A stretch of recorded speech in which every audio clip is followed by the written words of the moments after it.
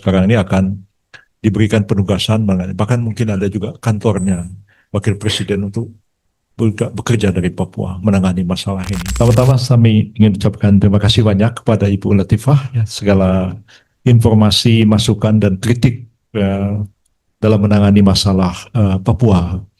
Saya kira kalau Gus Dur dulu membentuk Kementerian Negara Urusan HAM dengan mengangkat Pak Hasbullah Saad sebagai menterinya, saya kira Pak Prabowo sebenarnya sudah tepat mengangkat menterinya ini orang asal Papua dan punya background aktivis HAM, termasuk juga pernah ini.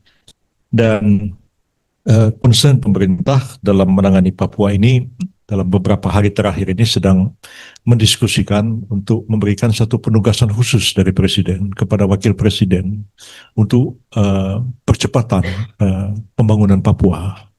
Ya itu ya saya kira ini pertama kali Presiden akan memberikan penugasan kepada Wakil Presiden untuk penanganan masalah Papua ini.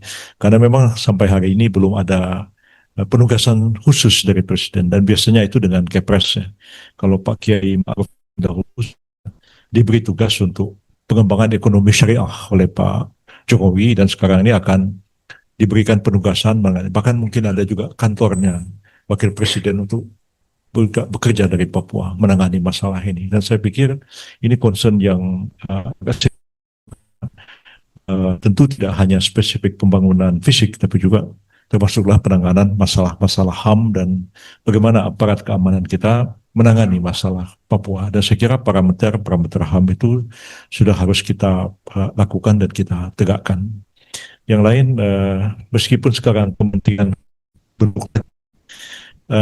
tapi itu tidak akan tabrakan dengan Komnas. Komnas sudah punya tugas sendiri.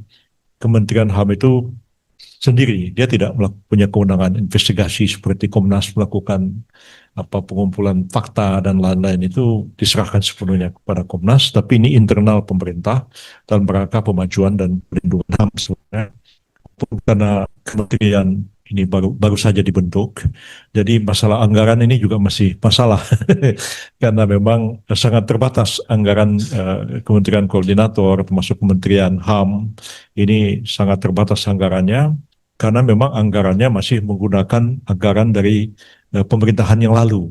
Dan Juli ini akan ada rapat dengan DPR untuk merevisi APBN kita, ada APBNP yang memungkinkan ini bisa bekerja lebih optimal.